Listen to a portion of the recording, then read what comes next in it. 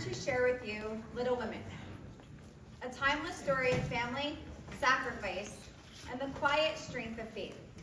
Like our cast, the March sisters are each so different, yet united by love, struggle, and something deeper. A trust that even in hardship, God is near. Whether through Joel's bold spirit, Beth's quiet grace, or Marmy's steady wisdom, we see how faith isn't always loud. It's often lived out in the ordinary, in the daily choosing to love, to give, and to keep going. In preparing for the play, the cast has not only rehearsed, but lived out what it means to live with virtue and purpose. Today we hope you're moved not just by their performance, but by the message at its heart. That in every season, joy or sorrow, there is beauty, growth, and grace. Thank you for being here, and we pray this story blesses you.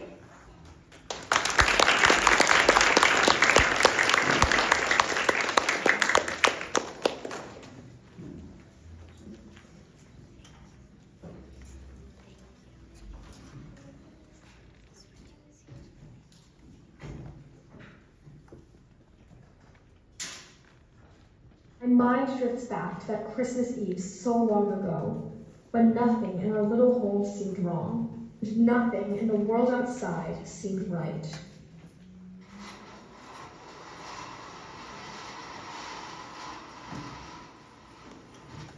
Do you put down your sketch pad for a moment, Amy, and help us finish the tree? Why isn't Beth helping with the garland? Because Beth did most of the decorating before we came home. I'd be happy to help. Just think of how pleased Marmy will be when she sees it. I finished it at last! And not a moment too soon if you ask me. Joe, where have you been all this time? Need you ask? Just look at what she's wearing. Say what you like about my writing hat, but I just wrote the closing scene for The Witch's Curse. And let me tell you, it was a divine inspiration. Well, we finished trimming the tree without you. Christmas won't be the same without presents. It's dreadful to be poor. I can remember when we used to be rich. I can remember too. It's not fair. Some girls have plenty of lovely things, while other girls, prettier girls, have nothing at all. But we're better off than so many others though. Orphans, for instance. We still have father and Marmy and each other. We haven't got father, and probably shan't have him for a long time. Who can say how long the war will last?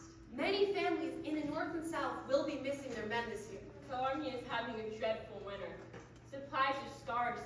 Marmy's right when she said we shouldn't buy each other presents. We have to make some sacrifices too.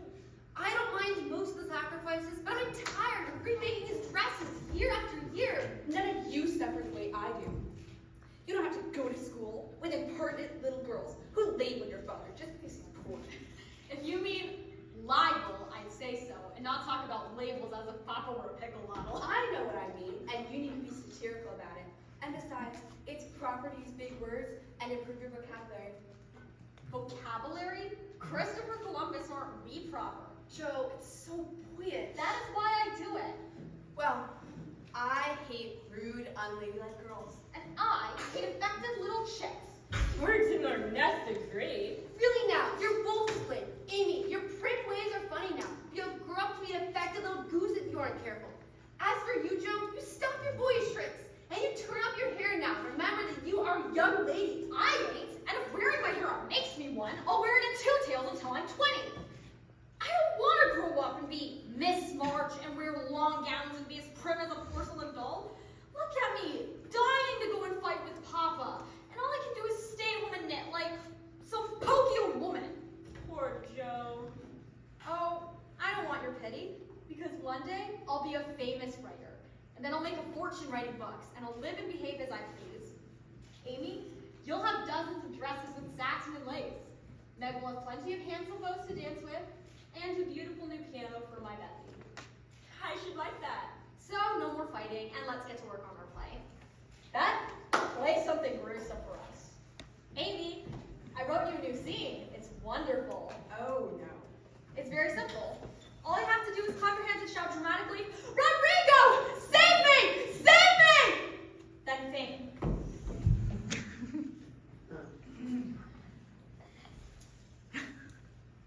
Rodrigo, save me! Oh, I can't do that. Throwing myself about made you, I'd make myself all black and blue. And besides, I've already designed my costume, and it would crush my gold paper jewelry and crown. You don't have any jewelry, and you certainly don't have a crown. Why not? I'm a princess, am I not? Yes, but you think you're a serving girl till then. Hagar the witch. A princess always knows that she's a princess. Well, you don't. Now you're locked in the tower when I, Hugo the villain, enter and you cry out to Rodrigo. I thought Meg was Don Pedro, my father. She is, but I told you a dozen times you haven't the slightest idea who you are until the end of Act 5. Oh.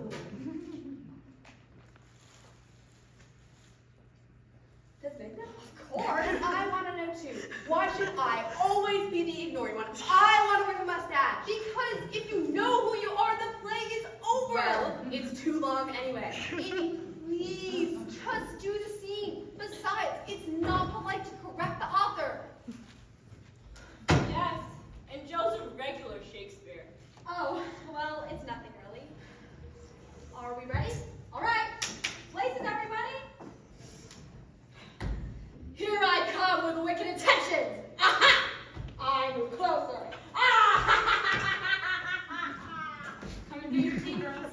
Why can't we have coffee anymore, Hannah? Because it's scarce and dear.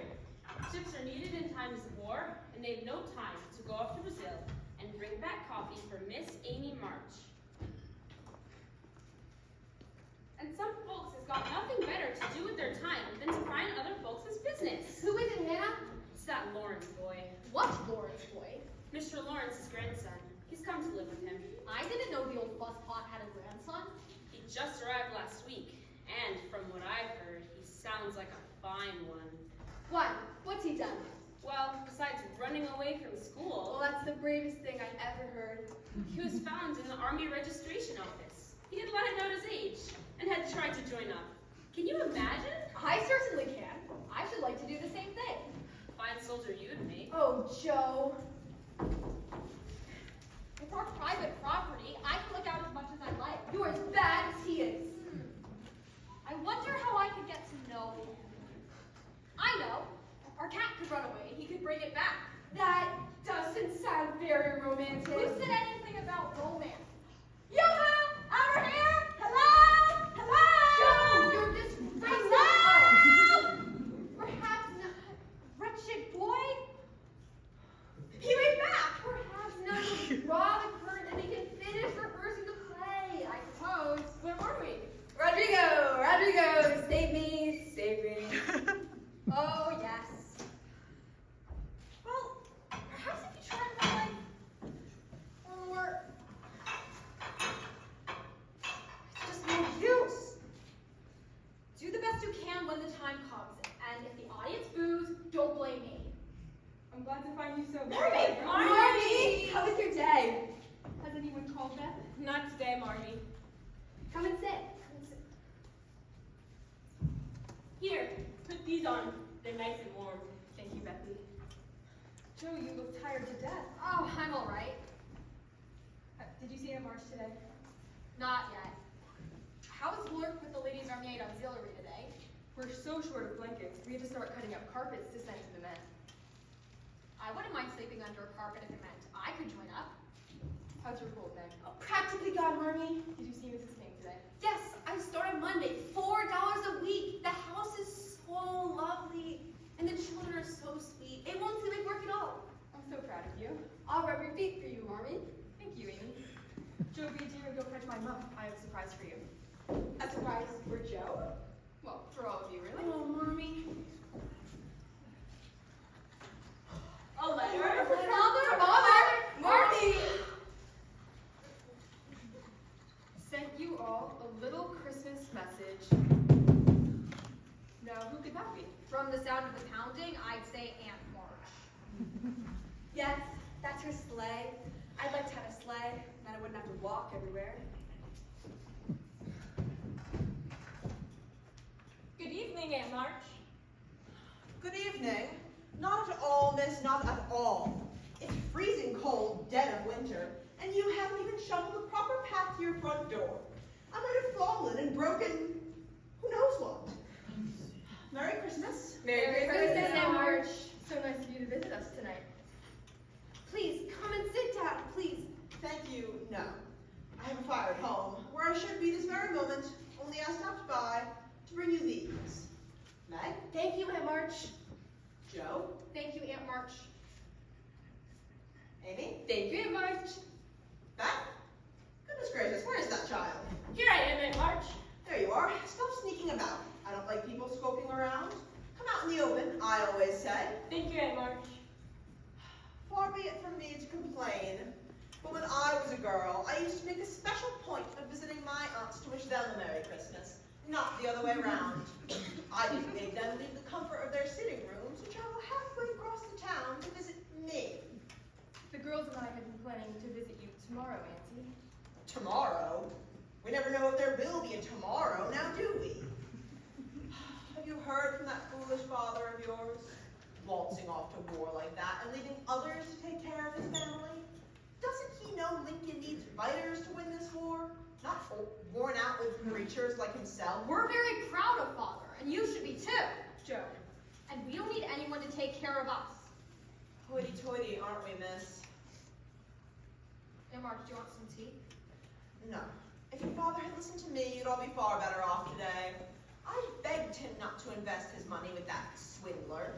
I took one look and knew he'd swipe pennies off a dead man's eyes. But your father believes he sees good in every shiftless ne'er-do-well he shakes hands with. Well, there's no point in dwelling on the past, Auntie. And Besides, it was our money that got lost and hasn't anything to do with you. Don't be impertinent with me, miss. It's no use talking to you, Josephine March. You're as pig-headed as your father, and you've as much common sense as a dizzy cow. No use talking to the lot of you. Nobody listens to my good advice. But talk to a flock of geese. Merry Christmas. Merry Christmas, Aunt March. Aunt March, wait.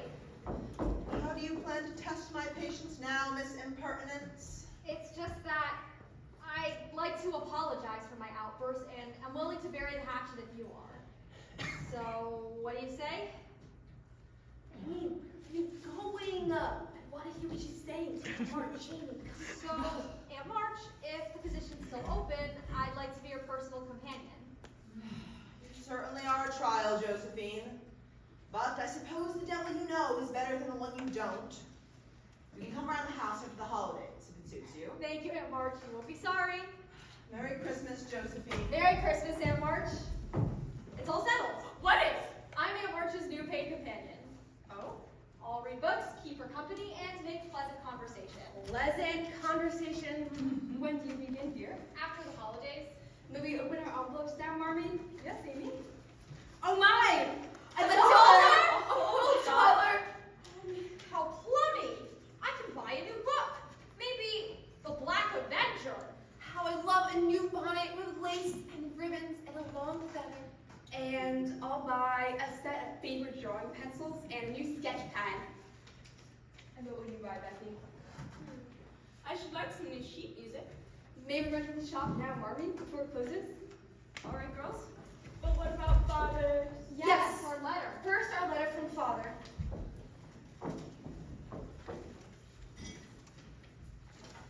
To my loving wife, give my girls a kiss and tell them I think of them by day, pray for them at night, and find my best comfort in their affections at all times. I know they will remember all I've said, that they will be loving children to you and work diligently so that these hard times need not be wasted. I know they will fight their bosom enemies bravely and conquer themselves so beautifully that when I come back to them, I may be fonder and prouder than ever of my little woman. Ma'am? Yes, Hannah. Sorry to disturb you, ma'am, but it's a message from Mrs. Hummel. Wants to know if you can come right away. Yes, Hannah, of course. Amy, will you get my boots? Joe, my wrap, please. Here. Good night, children. Good night, Marmy. Don't wait up for me. I may be late. Good night. Good night. Marmy ought to have a new pair of slippers. I can make do with the music I have. No, I'm the man of the house while Papa's gone. I'll provide the slippers. Beth thought of it first. Then, I'll buy her a new pair of boots.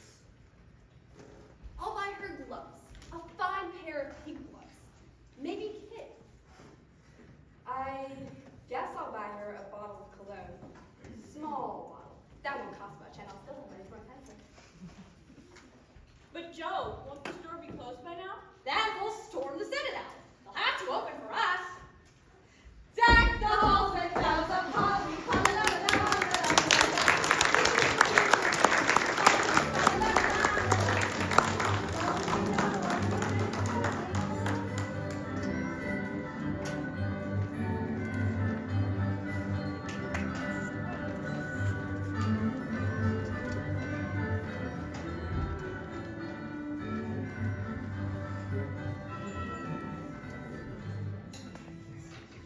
But Christmas was a time for presents once more. Presents for our Marmee. We could hardly contain our excitement over the surprise we knew would await our Marmee in the morning. But our holiday fervor was momentarily surpassed by the preparations for our special performance, the Christmas Eve premiere of The Witch's Curse, an operatic tragedy. So thoughtful the March goes during the holiday festivities with us. Yes, my dear. You do know that the March family was once one of the most prominent families in Concord. Genteel gatherings of the right people and lovely dances hosted by the March family were quite commonplace in those days. What happened to bring them down to Foster Garden? Well, my dear, it was that foolish Mr. March and his altruistic ways, attempting that ridiculous integrated school and his communal farm. Why, it's absolutely scandalous, and I shan't say another word for fear of corrupting you impressionable young ladies with his wretched progressive ideas. I will say everyone in town pities poor Mrs. March for her foolish and unrealistic attempts. Oh, excuse me, Mother, but Chris, the young man who's come to stay at all Mr. Lawrence. Horton's told me he's from Europe. Sally, Sally, Sally, my dear child, you know, it's never polite to gossip about other people. Until you know all the facts. All Mr. Lawrence's grandson is quite another story altogether. He'd make quite the catch for one of you young ladies in a few years. Why, he'll be the most eligible man in Concord when he comes of age. Quite a lot of money in there. You know, I would never discuss that with you young ladies. It would be terribly indiscreet to discuss finances.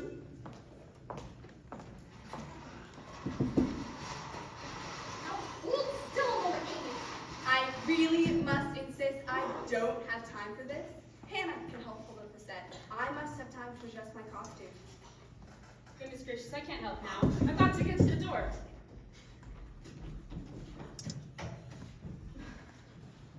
Hurry yourselves in out of the cold, dearies.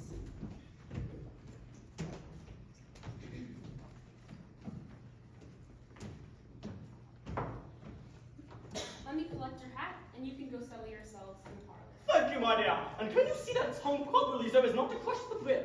You go settle yourselves, and the girls are just about ready to begin.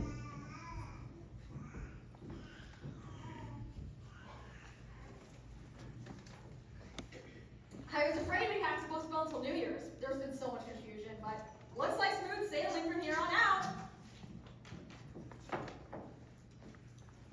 The Witch's Curse, an operatic tragedy.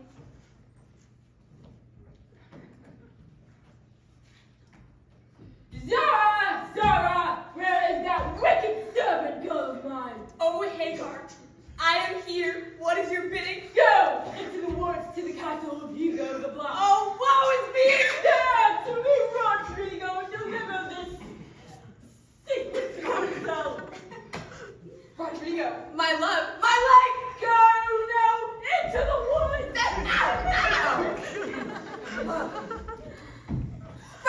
Rodrigo, where are you, my love? My heart quakes with fear. Strange that this should be our point of destination. Apprehension floods my soul in this place of tremulous terror. Would that you were here now. Oh, Rodrigo, my love, where are you? What hope? Who approaches? Rodrigo, my love? No! 'Tis I, Hugo the Black! Oh, no. Oh, yes! I intend to make you my wife this night. My haunted word shall be your bridal bound. Rodrigo, save me, Lord! Take pity on my soul, Rodrigo! Unless you are dead! Rodrigo is but a faded dream now! Yeah. Thank you. Rodrigo! Save me! Night I shall make Zara my bride! Ha ha ha ha ha ha!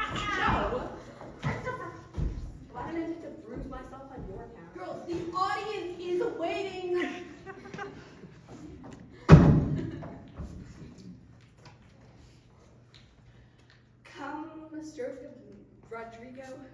Well, you needn't degradate, Joe. I know the line. Made worse than death. Come the stroke of midnight, I shall be lost to you for all eternity. Do not let me become the devil's bride. Rodrigo, where are you? I'm waiting. 'Tis I, Rodrigo, here to foil the witch's curse.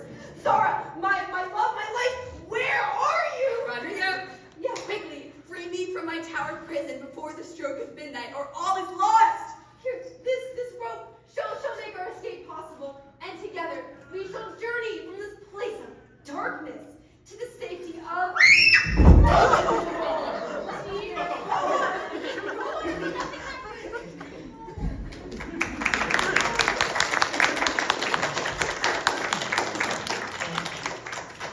Now, if you would all care to return to the dining room, refreshments will be served directly. Complimentary of old Mr. Lawrence himself. Oh, really? Oh, my. Wonderful. Really? Truly, you're becoming quite the wordsmith, Joe. Now go and enjoy the festivities with your friends.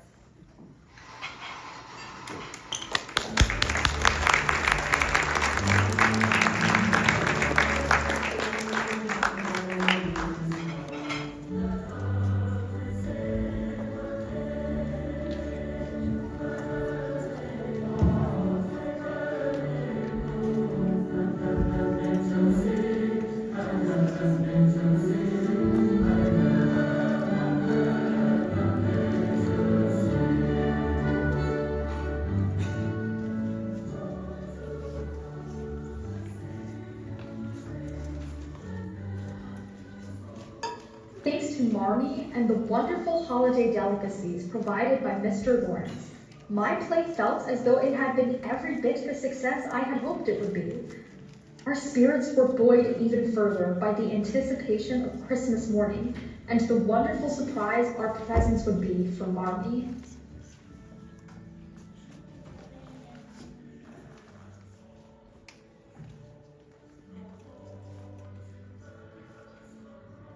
Christmas was a time for presents once more. Presents for our Marmee. Christmas Eve was a flurry of excitement, and we could hardly rest until Christmas morn, when we would share our special gifts.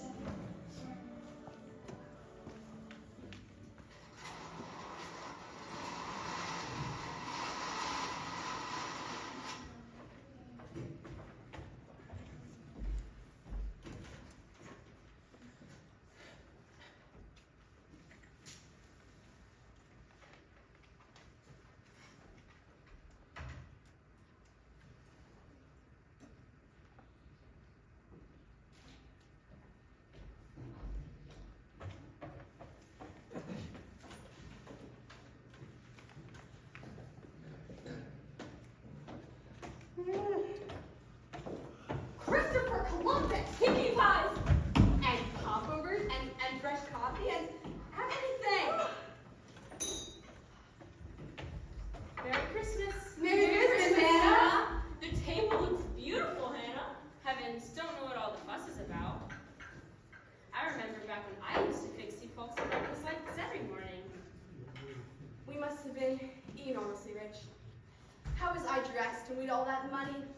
In diapers. Isn't Mommy up yet? Oh yes, up and down. On Christmas morning? Where is she? At the Hummels. Poor Miss Hummel delivered her baby early this morning. The Hummels have another baby? One baby after another. 6 children, all huddled together in one bed and no fire. All skin and bones they are. So your mother decided to take her breakfast over there. Now, I believe in charity as much as the next person. We haven't got anything to spare. Did she see her presents? Yes, she did, and right pleased with them she was. Now, she said for you to have your breakfast and to go into church. She'll meet you there. What's the matter, Beth? I don't feel hungry anymore. Beth, dear, people are starving everywhere, every day. If you let that worry you, you'll never eat again. I try not to think about it. We don't know those people, but we do know the Hummels. We passed their house on the way to church. Joe, you're not thinking of giving our breakfast to them. Are would you? I certainly could. So could I. Well, it's all or none. I don't suppose none of us is an option. All right, but I insist on a secret vote. All in favor, say aye. Aye. Fine, aye. Good. It's settled. Let's bundle up.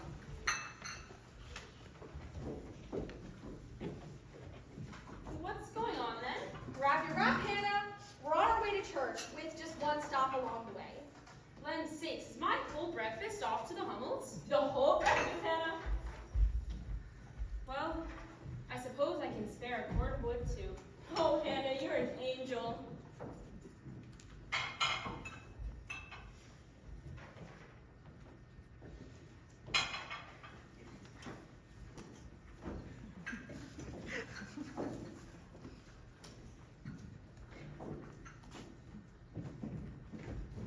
I can take the popovers. You can take the tea. No, I can manage perfectly. I'm sure you can. That's why you're taking the tea. We want to have something left over for the Hummels.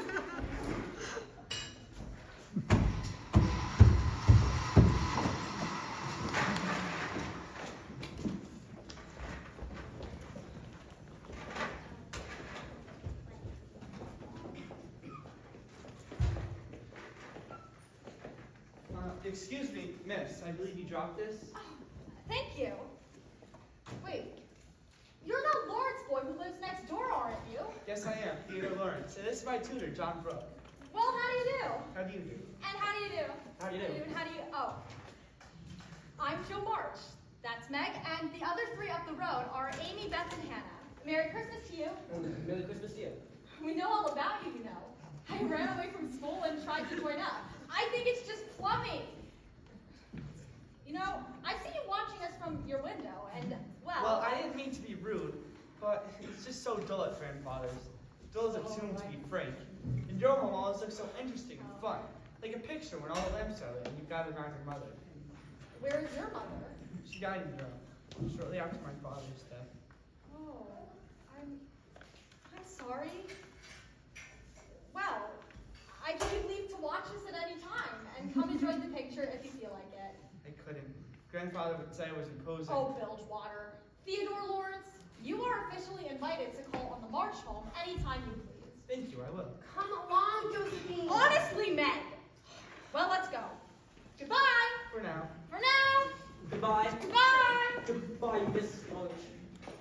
What will they think of us now? Stopping in the street like that without being properly introduced? Oh, I don't care. And I bet they don't care either. Besides, you certainly weren't very polite.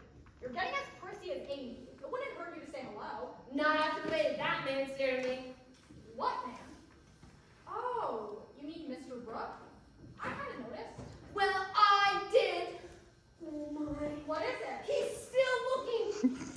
Don't look. Oh, hey!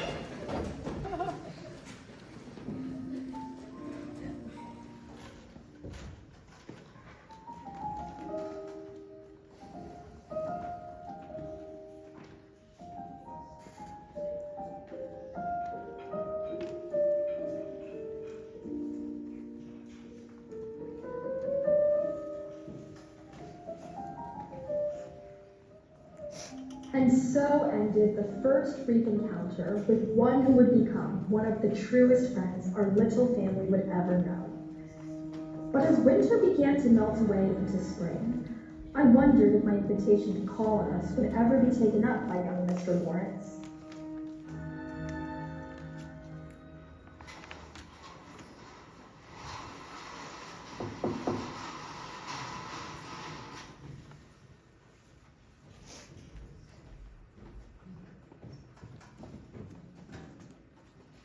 Good afternoon. Mr. Theodore Lawrence calling on Miss Josephine March. Right this way. Joe, you've got company. Hello, Theodore. Please, call me Lori. Everyone else does. All right. Lori, then. I expect you'll be wanting a spot of tea then. Yes, Hannah, that would be lovely. Just as I thought. Now, do tell me about yourself before you arrived here in Concord, Mr. Lori. Well, I used to live in Europe before I... Europe? How exciting! I'm going there too, you know. Really? When? I don't exactly know when, but my Aunt March, what a crotchety old thing she is, has rheumatism. And, oh, did I tell you that I work as her personal companion? The doctor said the baths might do her some good. Did you ever go to the baths? For rheumatism, I mean. I don't have rheumatism. Of course not. Neither have I. But I figured the baths couldn't do anyone any harm. What do you think? I suppose. Here we are. Thank you, Hannah. This one will talk the ear off a stalk of corn given half the chance. Oh, I don't mind a bit. I like talking. I hope so, for your sake. Enjoy. Call if you need anything. Anyway, I really want to go to Europe for my writing. Travel is so important for a writer. What did you say? I didn't say a thing. How are you getting along with your grandfather? Oh, fine, I suppose. It's just that. I know. You should have seen him before you came. Really? Isn't he a holy terror? You ought to meet my Aunt March. Slice of cake? Please, it almost looks too good to go. Ed made it. Is she the oldest? Brooke and I are wondering. Why should he wonder about her? Well, he seems rather taken by her, surely you've noticed. Does she like anyone in particular? So he sent you to find out for him. No. I just... You can tell him we don't like anyone in this house. I mean, we like a lot of different people, but we don't like young men. We do like young men, but we don't like young men who wonder about who we like. Meg's just too young and too smart to wonder about who wonders about her.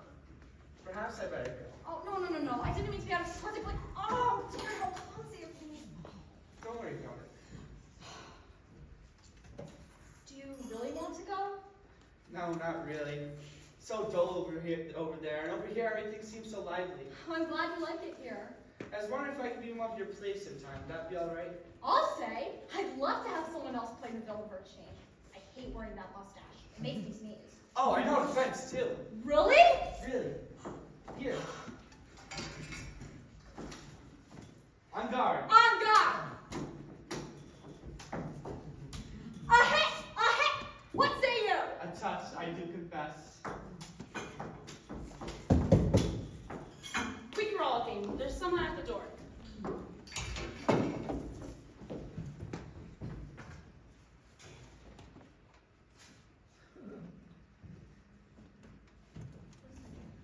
Miss March! It's one of those telegraph things.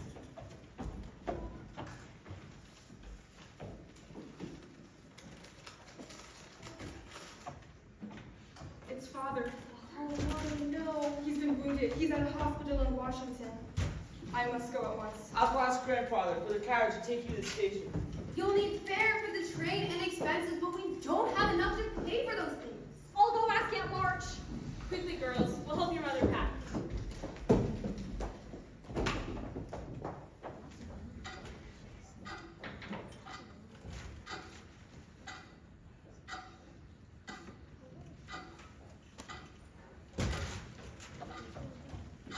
The next few hours were spent preparing Marmee for her journey. I set out for Aunt March's house on my self-appointed mission. I thought a request to help Marmee get to father would be an unpleasant but simple task. I never imagined how my journey would end. There now, I think that's everything. Don't forget these. I wonder what could be keeping Joe. The carriage is waiting outside, Miss March. Your grandfather sent along a bottle of port for Mr. March. Thank you, Lori, and give my kindest regards to your grandfather. Beth, place this carefully in my traveling satchel. Careful not to shake it. Where is Joe? Where is she? Where is that foul-tempered daughter of yours? I thought she was with you, Aunt March. Not very likely, not after her visit. Here, take this. Lord knows you'll need more than you asked for. Who can guess what you'll find once you get there? Now, do you know how to get there? You change trains in New York, horrid city, and then I don't believe that will be necessary, ma'am. Mr. Lawrence has asked me to accompany Mrs. March on the train to Washington to see that she gets there safely. That's terribly kind, Mr. Brooke, but really, there's no need. It would be my great pleasure to be of service to you and your family. And besides, Mr. Lawrence has already engaged some work to me to complete him while I'm there. So, you see. That you're all terribly kind. Thank you so very much. Then, with your permission, we'll load your luggage and wait outside for you to finish.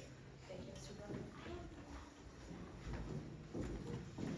Mr. Brooks, I want to apologize for being less than neighborly in the past. You You are a kind man, and you don't know when we leave this to Marmee has someone to look after her. Thank you, Miss Woodley. Goodbye. Goodbye, Mr. Brooke.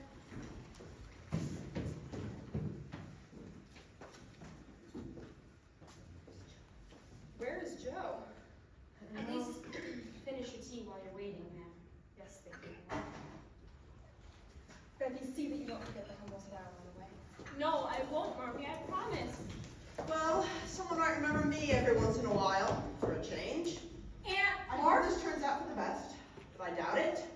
And Mark, you, Yes, miss, here I am. I had to get up, get dressed, and ride over here by myself, because you're so stubborn.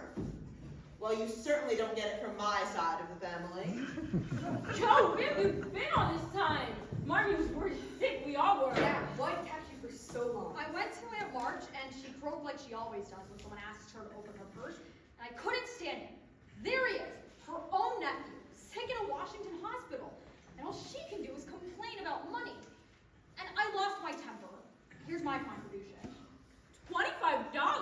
Where on earth did you get it, Joe? I came by it honestly. I only sold what belonged to Oh, me. Joe, your hair, Joe. Your hair. Goodness gracious. It doesn't affect the state of the union. I only happened by the wig maker's shop and saw the tassels of hair in the window with the price tags on them. So I thought it might do me good to have my mop cut off too. Thank you, Joe. It'll grow back. All right, right, Miss March, we'll have to hurry now. Christopher Columbus, Joe, what happened? You look like a porcupine. I don't mind.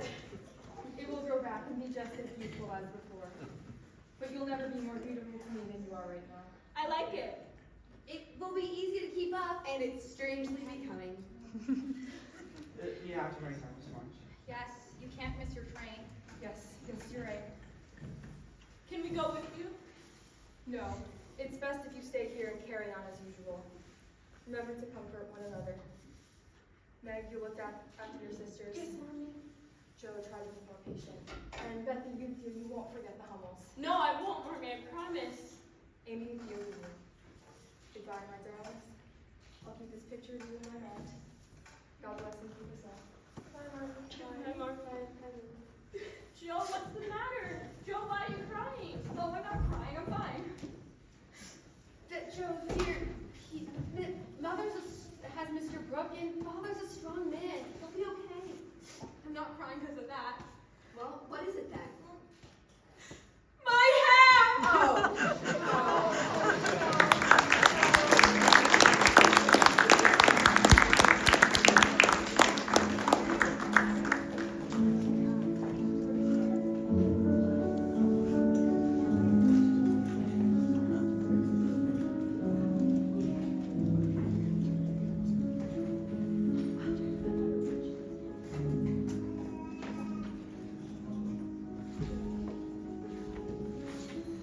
Father's convalescence in that Washington hospital lasted many months, and life in our little home soon found a simple domestic passion in Marmie's absence. Our friendship with Lori continued to grow, and the surprising support and neighborly friendship of his grandfather was a boon to all our spirits. I had worked furiously at my scribblings during that summer, and had begun sending off some of my manuscripts to publishers. Then, an important letter arrived for me that fall.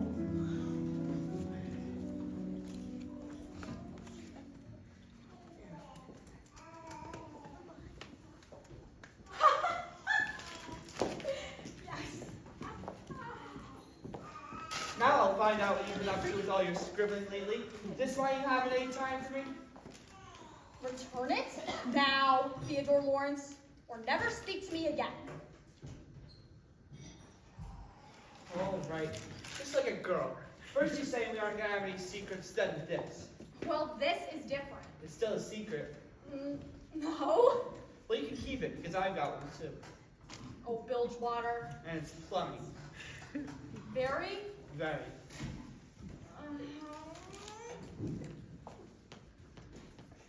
Fine. If that's the game you're going to play. You tell me yours, and I'll tell you mine. Fine. Read it yourself. Pay to the order of Miss Josephine March $1 for her story entitled The Phantom. Well, what do you think? $1? Go on, laugh, but that's just the start. Someday I'll get as high as 10. I swear, I'll never understand it. You cooped up on that attic all day, missing out on all the fun we could be having for what? A measly $1? Joe, if it's money you want, I've got plenty. Oh no, it's not the money. Not really. It's a feeling I get. A strange nervous feeling on the inside. It's my story, and soon it'll be in print. People will read it. Something that I wrote. Well, I don't understand it, but if it makes you happy, I suppose. All right, now play fair, Teddy. What's your secret? I know where Meg's missing glove is. Is that all? Well, ask me where it is. Where is it then? Brooke has it. How do you know?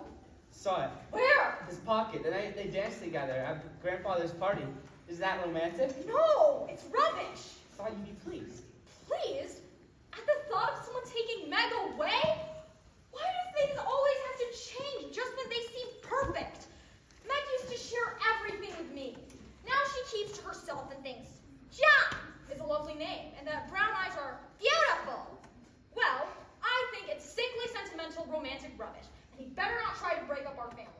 Well, you'll feel differently when someone tries to take you away. I'd like to see someone try it! I'll not as Mr. Rowdy my own canoe before I let anyone attack me! I'll catch you, Joe March. Never! Stop! Hey! Miss Josephine, Master Theodore, Thank you for your assistance this afternoon, John. my pleasure. Well, I suppose I won't be going. Yes, goodbye, Mr. Brooke. Bye, Mr. Brooke. Goodbye. I have never been so embarrassed in all my days. When are we going to stop behaving like a child? Not until I'm old and stiff and need a crutch. Don't try to make me grow up before my time, Meg. It's hard enough having you change all of a sudden. Let me be a little girl as long as I can. I haven't changed a bit. It's time you stop your romping ways. Just look at you. No hairpins, no combs, running down the public road like a loose horse. I wish I were a horse. Oh, you're such a child. Well, goodbye, I suppose. Joe, why are you mad at me? Hannah! Hannah! Where's Hannah? That's what is it? No, Joe, don't come near me. I feel so strange tonight. Please get Hannah. Hannah, how quickly? No, Meg, don't come near me. Why don't you lie down, Althea? What's the matter? What is it? Oh, Joe. The baby's dead. What baby? The little humble baby died in my lap early this morning. Poor Beth. She seemed asleep, but suddenly she gave a cry and trembled and then lay very still. I tried to warm her feet, but she lay so still, and then I knew she was dead. Oh, it's not your fault. The doctor came. He said it was scarlet fever. Poor dear. Come lie down. No, Amy, don't come near me. You've never had it, and I feel so tired. Hannah, help me get her up to her room. Come, Joe. I'm all right. I'll be fine. Of course, Bethy, of course you will.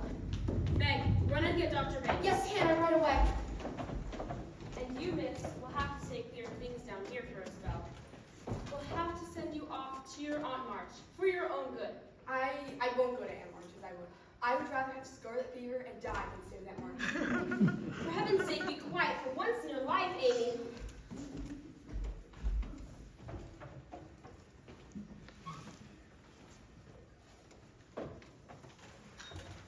You should be off as soon as you can, miss. Scarlet fever is no joke. But it's dull at Aunt March's, and she's cross, and I don't want But her it's to to stand keep up. you well. I'll tell you what, I've got a plan. I'll pop in every day and tell you all about the food. Will you take me out driving? Every single day, on my honor. And bring me back the minute back as well. The identical minute. See if I do. Well, alright then. There's a good girl.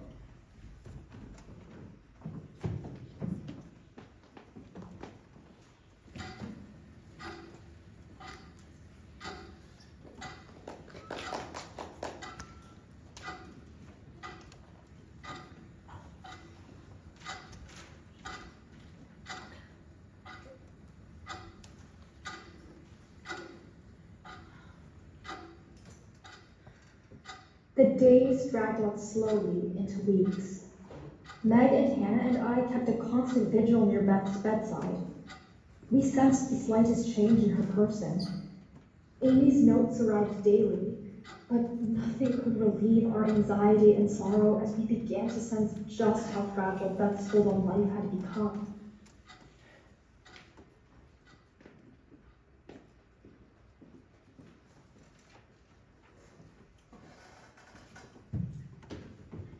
Hannah, don't get up. You came by to see how Beth was doing. Dr. Banks had expected the fever to break by now. I'm afraid we'll have to send for Miss March as soon as Meg returns. Hannah. You children begged me to telegram her weeks ago, but I've been afraid of fretting her just yet. But now the doctor says the end may be very close, and Miss Beth seems to be getting weaker every moment. Hannah? Yes, Miss. Joe. She doesn't even recognize us.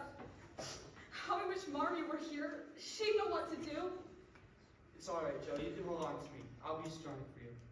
If only I'd sent that telegram. Joe, Mommy will be here soon. No, she won't. How can she be? There isn't time. Well, I got fidgety, and so did Grandfather, so we sent Brooke to fetch her. She'll be here on the 5 o'clock train. Marmy! Here? In a few hours? Yes, Joe. Oh, Lori! Oh, I'm sorry. I didn't mean to fly at you that way. I didn't know how to say thank you. Fly to me again. I rather liked it. No, thank you. I'll do it by proxy when your grandfather calls. Lori, life is as hard as this. I don't think I'll ever get through it. Oh, don't worry. We'll all laugh and have fun, just like old times. You'll see. I hope so, Lori. I truly do. Well, I'm off to the station now, and I shan't spare the horses. Thank you. Please, God, if you must take Beth, please wait until Marmy gets home. But Lord, please don't take her because she's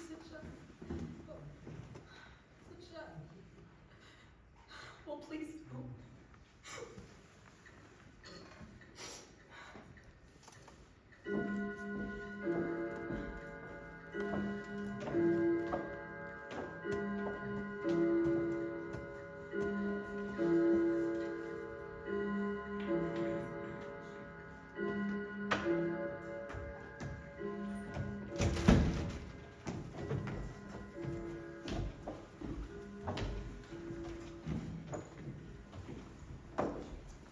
Yes.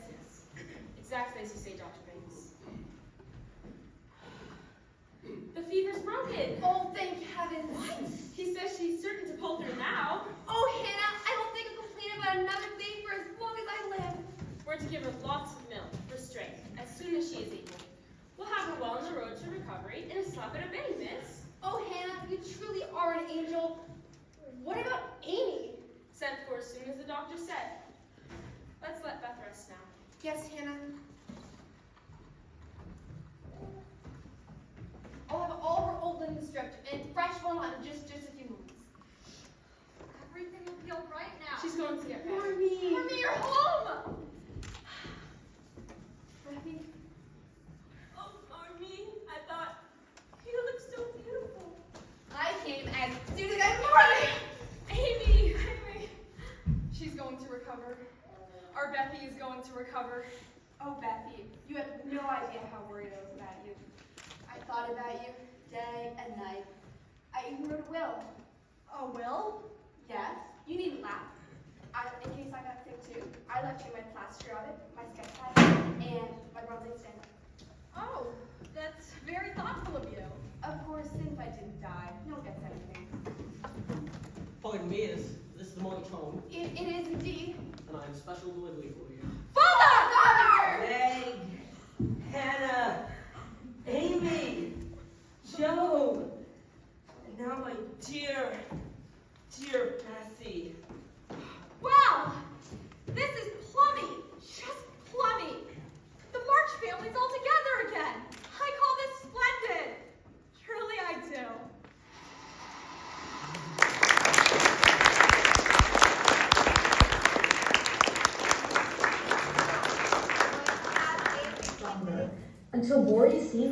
one of the family. One member of the Lawrence household seemed truly bent on joining our little family. More disturbing still was the fact that Meg seemed all too willing to oblige his little whim.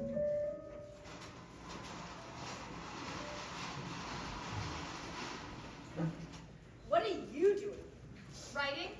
Well, I can see that, but what about? I'm not sure. But it looks like it may very well become a tragedy depending on what the heroine decides. Well, do keep me posted. I'll do my best. Will you, be using this room much longer? Why? Are you expecting someone? Of course not. Oh, you are! You're expecting that man, aren't you? Mr. Brooke, isn't it? Yes. You think you're in love with him, don't you? Yes. Well, I can tell you right away, you're not. I'm Not? Of course not. I'm a writer, and I write about girls who are in love all the time. So I can tell you, you have none of the signs. You sleep fine, you eat well, and you're never depressed. Clearly, you're not in love. So there's no need for you to go and do anything foolish like marry that man. I don't intend to marry any man. You don't? Well, cheers for you, Meg March. Well, now. You've got to decide what you want to say to him, because it wouldn't be polite to just send him packing. Oh, I have no intention of being rude. Oh, really? This is so silly. Whose house will ask for my hand at all? All right, I'll say to him quite calmly and politely. I'm afraid I must agree with Morby. I am too young to enter into an engagement right now, Mr. Brooke. You are a kind man, and I hope we can continue to be good friends. How's that? Good instead. That should throw him off the track. Just hand him his walking papers and things can get back to normal around here. It's him, Joe. I just know it. I'll clear out the way. Just don't forget. Cool and stiff. How I'd love to see his face. Good afternoon, Mr. Brooke. Meg's in the sitting room. She's been expecting you. Oh, really? Well, I only come because I forgot my umbrella, and thought I might speak with your father. He's in the correct. He's reading the paper. I'll go fetch her for you. Is something the matter, Meg? Have I upset you somehow? Please don't be angry with me. How could I be? You've been so kind to our family. I only wish I could find somebody to thank you properly. Shall I tell you how? Please don't. Meg, listen. I love you, and even if you don't love me now, perhaps in time you might learn. I don't choose to learn. Now, please go away and leave me alone. Do you really mean that? Yes, I do. Won't you think about it? I'll wait.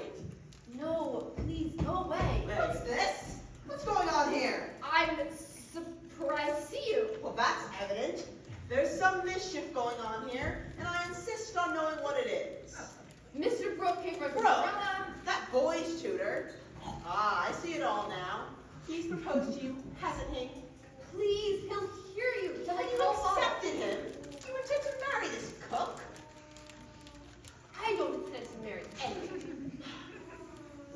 Not until I speak my mind.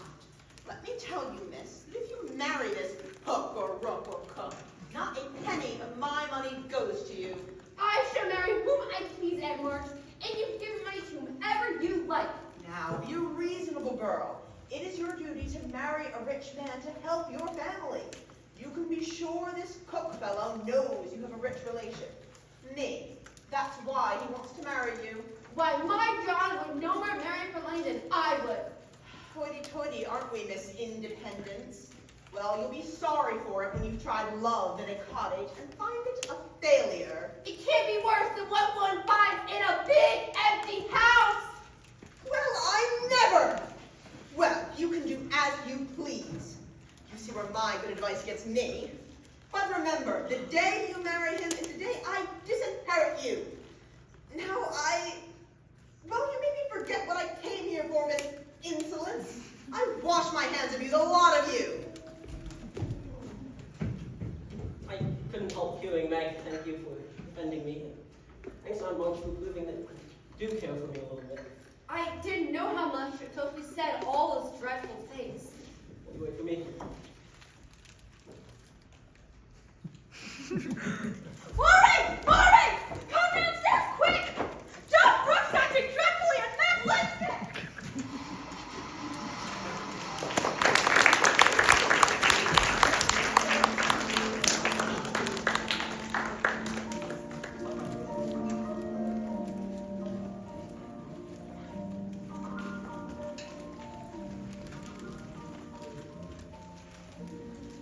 Meg and John's spring engagement brought about a hailstorm of criticism from more people than Aunt March and me, as we were soon to learn.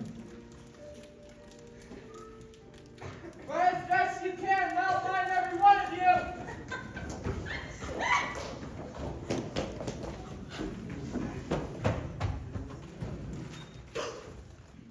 Shocking, simply shocking. Why, it's a complete disgrace if you ask me. The way she lets her girls run about hither, thither, and yon like a pack of wild animals, and playing with a boy no less as though that were appropriate behavior for a young lady in a public place. I'd like to get to froth and play a bit. It might be more fun than dressing up to sit around a needle. Or traipsing around town and so-called people you don't even like. Stop right where you are, young ladies. Your mother would never tolerate such impudence, and neither shall I. Those simply are not proper thoughts for a young lady to think, let alone speak out loud. But Father, it appears to be quite a lot. Don't you talk back to me, Sally Gardner. Matt, where are you? Amy? Joe?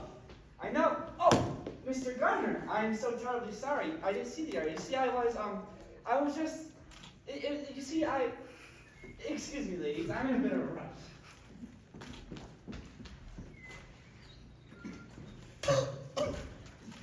I will never allow you or your friends to make a spectacle of yourselves the way Mrs. March does with her motley crew.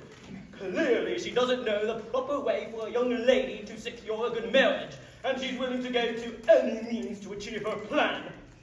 What exactly are you saying, Mr. Gardner? Well, it's so obvious, my dear. Oh, the three of you are so innocent to the ways of the world.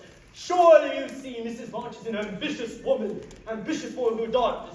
Meg's engagement to Mr. Brook is just the beginning of her ploy to ingratiate their family to old Mr. Lawrence. Oh, she has plans for her girls, all right. Our mother says Meg could have been a much better match than Mr. Brooks. Not at all, my dear. Not at all. He is just their first step into the Lawrence household. Mrs. March views that Lawrence boy as the icing on the cake. He'd make a grand catch for their family. She's simply throwing her three remaining daughters to him the way one throws sense in front of a hound. I don't think our mother would approve your approach, Mr. Lawrence, as some sort of domestic pet. Someday, it's time to return home. Well, she may not be sharing her opinion of this affair with you, but you can trust me when I say everyone in town is talking about it. And they said just as much as I have, if not more, and in less fastidious terms.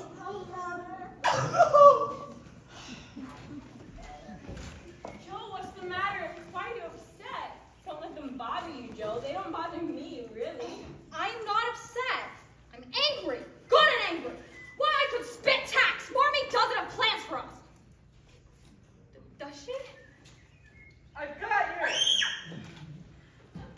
Well, I said it would catch all of you, but I didn't think it would be this easy. What's wrong? Why are you hiding? Maybe we aren't the ones who have been caught.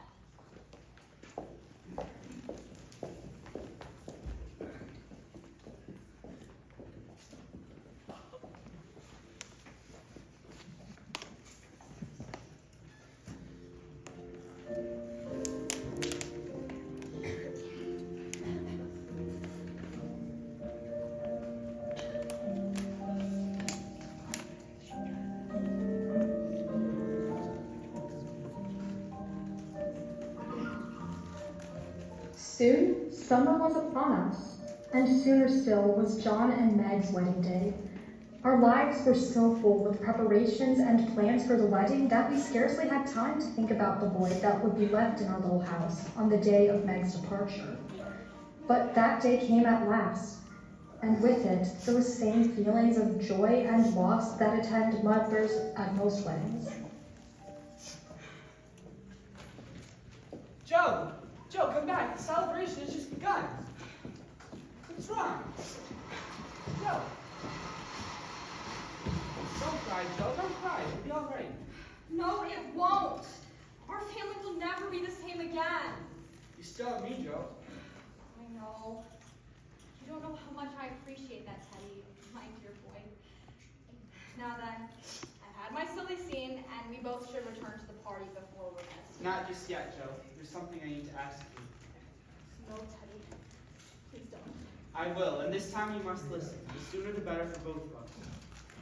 Say what you like then. I'll listen. I've loved you ever since I've known you, Joe. Couldn't help it. I've tried to show you, but you wouldn't listen. Now I'm going to make you hear me and give me an answer.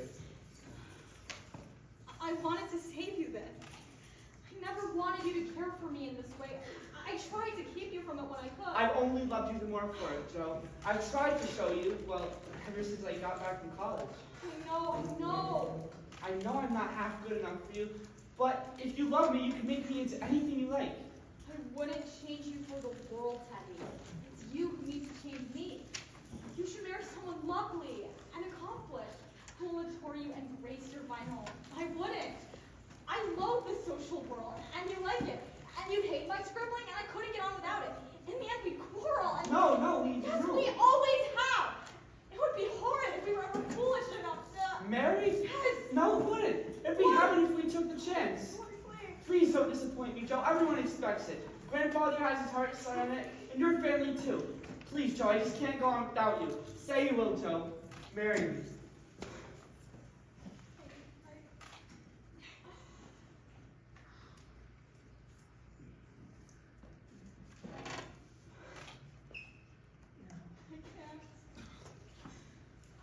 Lori, I'm sorry.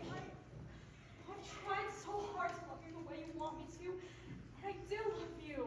I love you so dearly as a friend, but I can never love you as a wife. It would be a lie to say I do when I don't. Really and truly, Joe? Really and truly. I don't believe I will ever marry. I'm happy as I am, and love my liberty too well to give it up for any man. Yes, you will. I know you. You'll meet some good for nothing, no account idiot and fall in love. It's your life. You'll live and work and die for him while I have to stand by and see it all. Well, I'll be hanged if I do. Lori, come back, Lori. Where are you going? To the devil. What? Someday you'll be sorry, Joe Martin. Lori, please. No.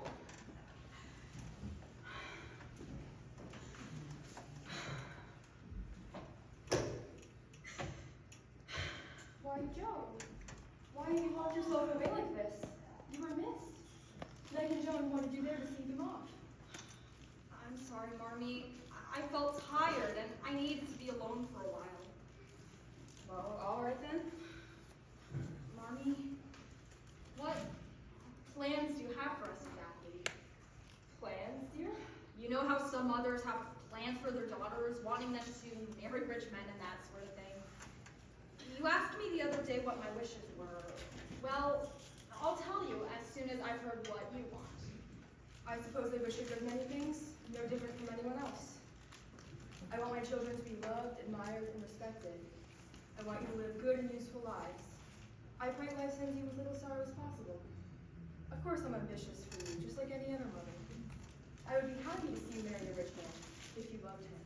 But I would rather see you happy as a poor man's wife or a spinster, than to see you lose your self-respect and happiness in a loveless marriage, even if it made you queen of the world. Oh, thank you, Marmee. What's this? I knew I chose right. I'm never getting married. Oh, really, dear? No. Now, I'll tell you what I want. I want to go away for a while. What? Joe, Amy can take care of Aunt March now. They're more compatible anyhow. And I've been restless. I want to hop a little ways and try my wings. I need to be out seeing and doing.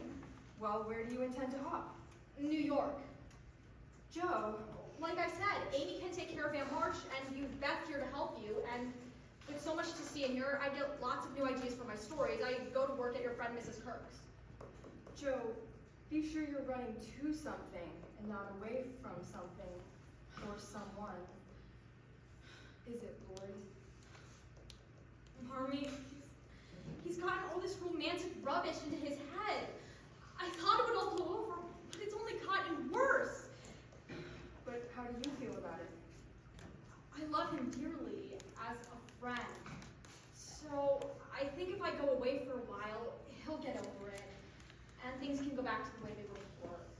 I know I just don't want to make a mistake. You're right, Joe. I think it might be best for both of you. I shall write to Mrs. Kirk, and if Father agrees it can be managed, we shall go. Thank you, Marmee. Now come along, Zira. Let's see John and Meg off on their honeymoon. All right.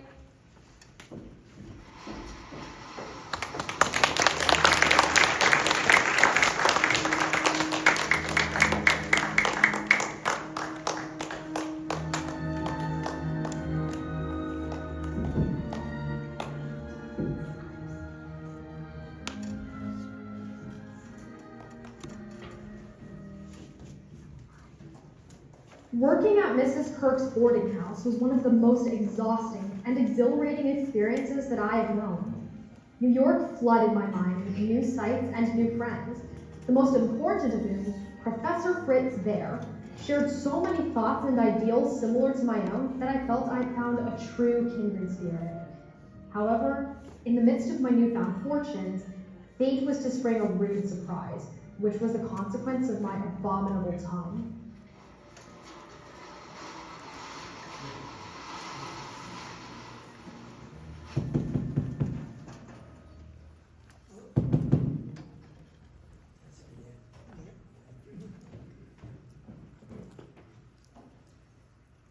Good afternoon, Miss March. I'll show you right in. Show yourself in and don't bother to announce me.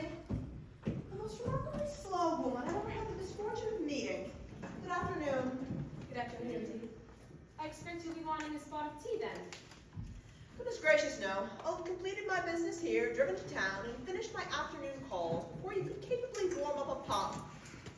Very good, ma'am. Now, to the point. I'm going abroad next month, to Europe. As we have previously discussed, I will require a proper traveling companion. Wire for Joe immediately. Joe? Goodness gracious, no. I said a proper traveling companion. That one's got such a blunt disposition. He put a freeze on foreign relations for the next decade. But, Auntie, No arguments, please. I am quite decided. Amy will accompany me. We're more similar in temperament. Amy is docile and respectful, and will receive this opportunity graciously and without a sense of entitlement. Auntie, Hush, my child. Any excuses would be stuff of nonsense. It's time you had a chance to try your talents. Rome would be the perfect place for you to study your art. we don't know how to thank you, Auntie. This will be an exceptional opportunity. Oh, pish-posh. Thank you, Auntie. Nonsense, my dear. Well, I'm off to town to begin our preparations. Good afternoon. You'll call on me tomorrow, child, so we can begin arrangements for your traveling wardrobe. Goodbye, and thank you, Aunt March. Rome will do you a world of good, my child, a world of good.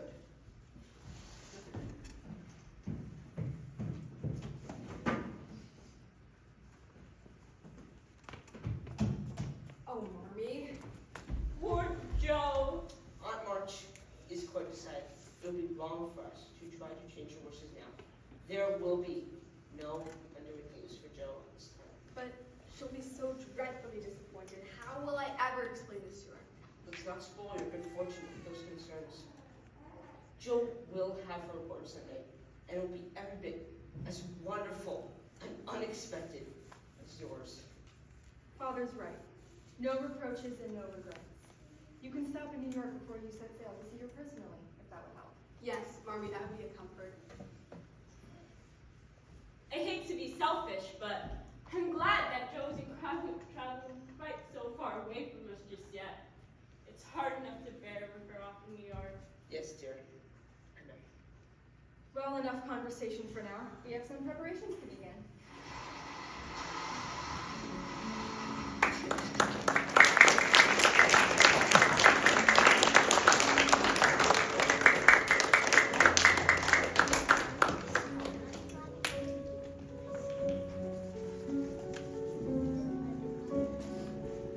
Amy's visit was a comfort for both of us. Her gentle ways and thoughtful words did much to ease the pain of losing my long-anticipated European tour. Aunt March informed me that Laurie and Mr. Lawrence had also booked passage to the continent. However, during those long days before they set sail, no calling card for my dear Teddy ever arrived. Laurie's intended slight wounded me every bit as deeply as he had hoped. but no experience in my early life had prepared me for the telegram I received several months later. So it was with a strange mix of emotions that I returned home to Concord after receiving that urgent message.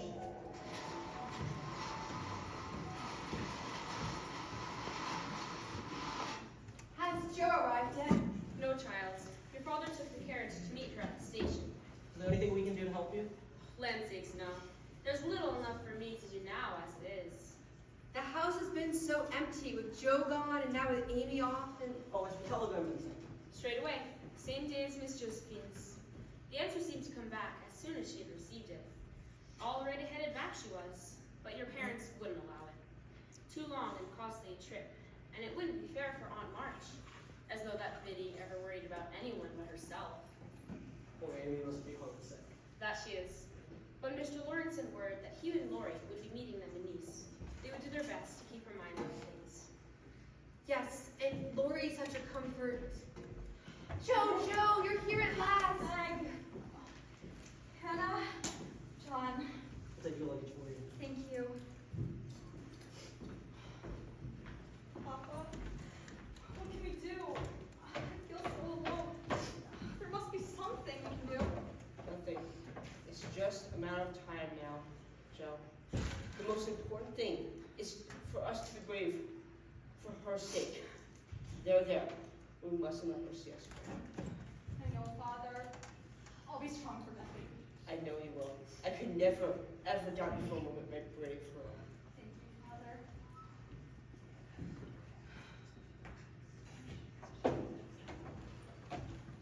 Marmee! Oh dear, it's so good to have you home again.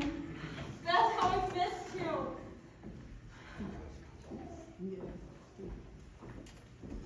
I've been longing to see you, Joe, and here you are. It's like a dream.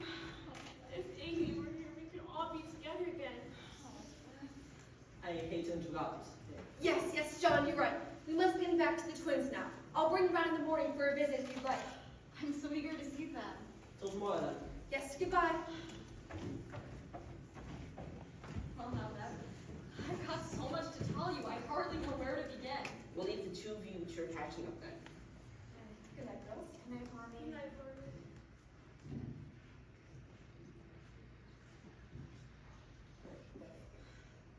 Good night, Father.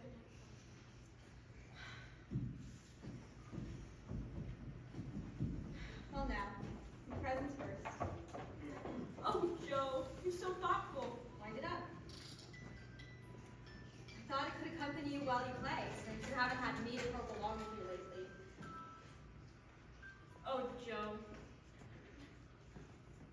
I won't play anymore. Oh.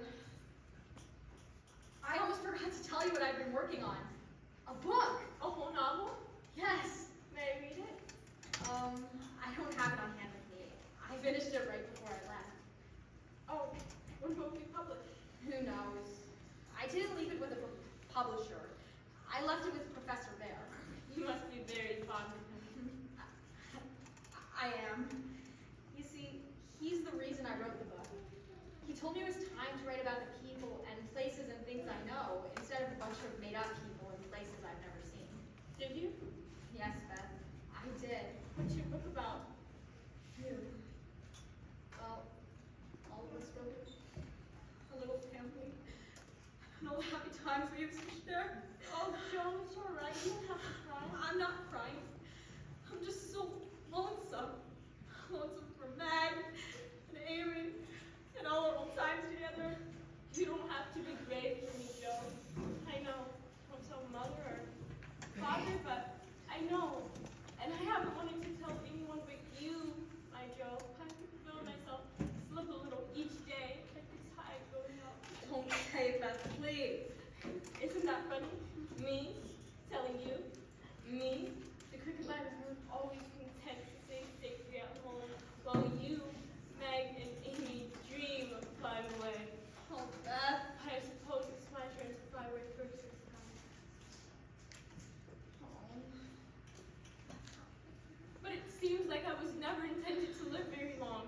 I could never plan what I could do when I grew up because I couldn't bear the thought of leaving home.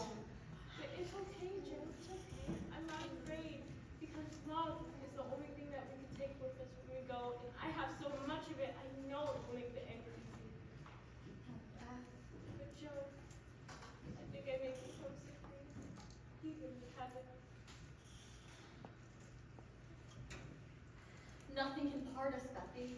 Not now. Not ever. I know, Joe. But you must take my place for mother and father. They will turn to you. Help them through this. I will, Beth. You know I will. I know, Joe. I know.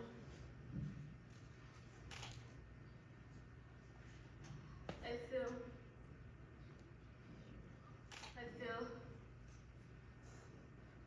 that I can rest now.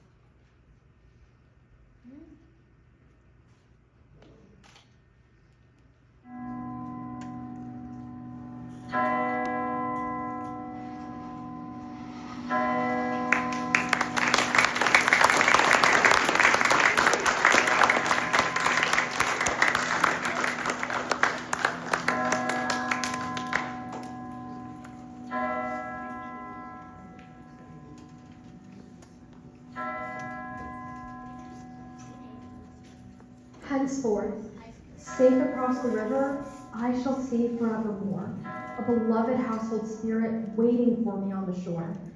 Hope and faith, born of my sorrow, guardian angels shall become, and the sister gone before me, by their hands shall lead me home. With Beth's passing came the fulfillment of my promise to her, and each passing day filled our thoughts with the brief but special memories of our time with her. Often, I awoke at night thinking Beth had called me, but when the sight of her empty bed brought me to tears, Marmy's arms were always there to gather me up, soothe me with their touch and their silent eloquence. Yet, each day slowly lost some of its bitter pain as her memory was rendered more serene. And with the turning of the seasons, time brought new life and unexpected change into the March household once more.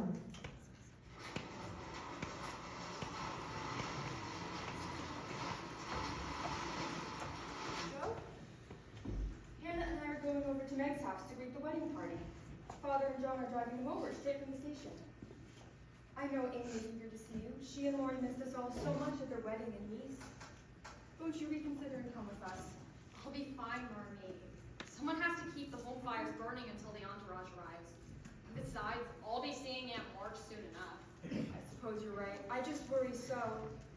We've all had so much to bear, but lately my mind has been wandering more and more to you. Are you all right, Joe?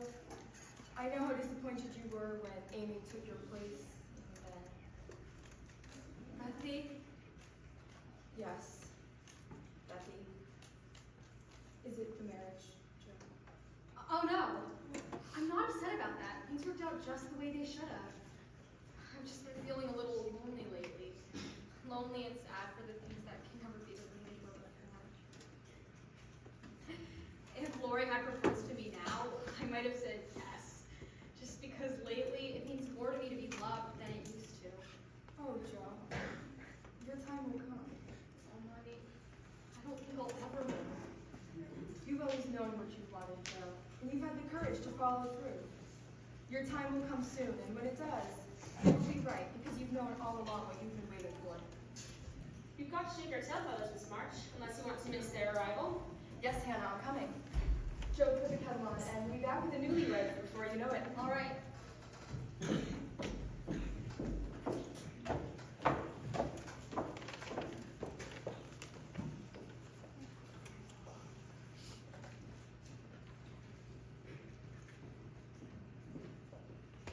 Come in!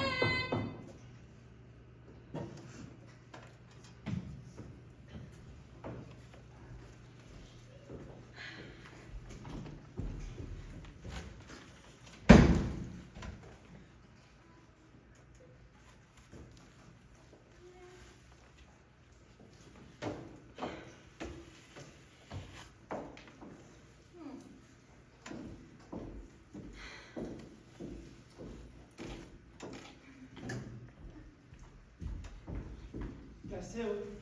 Lori! Teddy, you're here already? Where is everyone? Marmee and Hannah just started over and... They're so nice. I slipped out because I wanted to see you first, Joe. I want to say one thing and then we'll put it away forever. You don't need to say it, Lori. It was meant to be. I know that now. You're so headstrong and certain then. Well, now that things are settled properly, we can go back to old times around here. No. The old days can never come back. We aren't playmates anymore. We're man and woman now. But we can be brother and sister and love and help each other all the rest of our lives. Yes, Joe. Always. Where is she? Where's my old Amy? Oh, Amy! Or should I say Mrs. Lawrence? Just look at you. What's the sheen and silk from head to foot? Oh, Joe, we've left you with so many burdens to bear, but never damaged. How will you ever forgive us? Oh, Amy. Do you think I should ever see the day when you would turn our dear Teddy into a henpecked husband? Not welcome home for me, Miss Congeniality. It's good to have you home, Aunt March. Not at all, not at all. Just look at me. Spending all that money on those fancy foreign doctors. And we come home on a day like this. Oh, my rheumatism. You know, Europe isn't all they say. It was just so foreign. They simply refused to speak to me in English, babbled on and on. They understood me, I have no doubt. Just wouldn't listen to me. Things are the same all over the world. All the way out to Now, tell me about your ex. What's there to tell? Just a wretched collection of ancient, broken down buildings and filthy, filthy streets. But in Europe, one finds the dirt so picturesque. Charmingly put. Yes, my life has quite a lot of words. We're all familiar with it, Mr. Morris. Now tell us what you two excelled in. Well, I wouldn't be surprised if she drove 6 white horses, 8 apple plates, and wore diamonds in her hair, since Lori thinks nothing's too good for her. Really, Joe? Really? This is for you, Miss Josephine. What? It just arrived by post. I wasn't expecting anything. Oh, Joe, open it. Let's look inside. It's my book! Joe! It's from Professor Bear. A friend of mine here in New York has agreed to publish your wonderful novel. And so it is with best wishes and deepest regards that I send you the first copy. I've never read another piece with such simple truth and beauty. Fondly, Fritz Bear. Your first book. That's my Joe. Joe. Read first, Joe. My Bed by Josephine March. Please, Father, I really couldn't read right now. Please, Joe. Please, Joe. Dedicated with love to my sister Beth. My mind drifts back to that Christmas Eve so long ago, when nothing in our little home seemed wrong, and nothing in the world outside seemed right.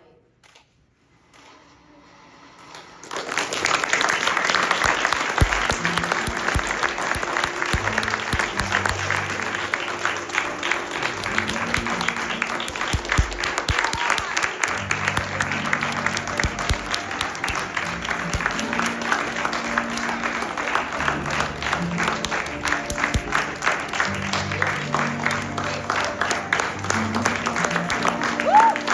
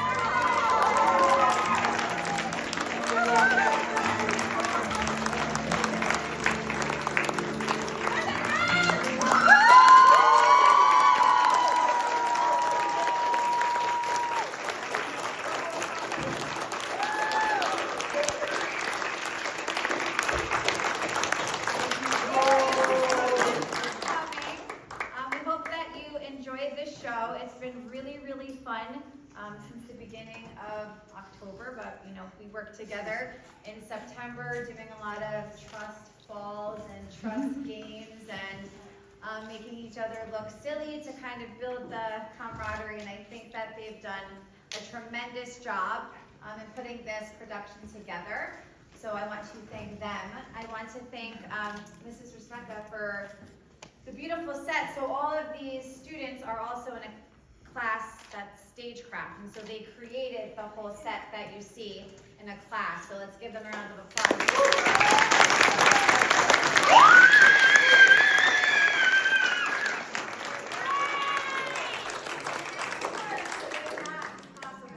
All of the moms and the dads that make all of the sacrifices in building fireplaces and picking up garbage like that people are throwing out so we could have sets. And Caesar, who is our facilities director here, is absolutely incredible and is at our beck and call for everything that we need. And just everybody from the programs to the flyers to the meals that are prepared for the cast, just everybody completely sacrifices, acts virtuous. It's just the most incredible community. So I thank all of you, and I appreciate that you came. I want to especially thank Audrey and Rain. In the last show, I wasn't going to cry this show because I cried the last show.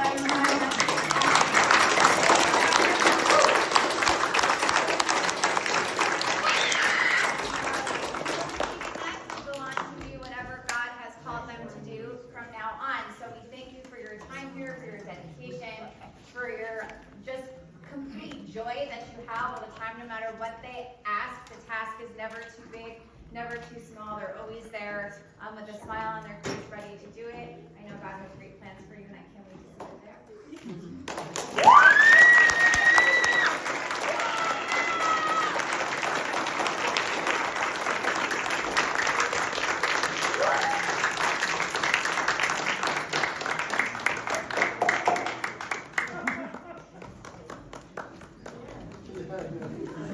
That's it.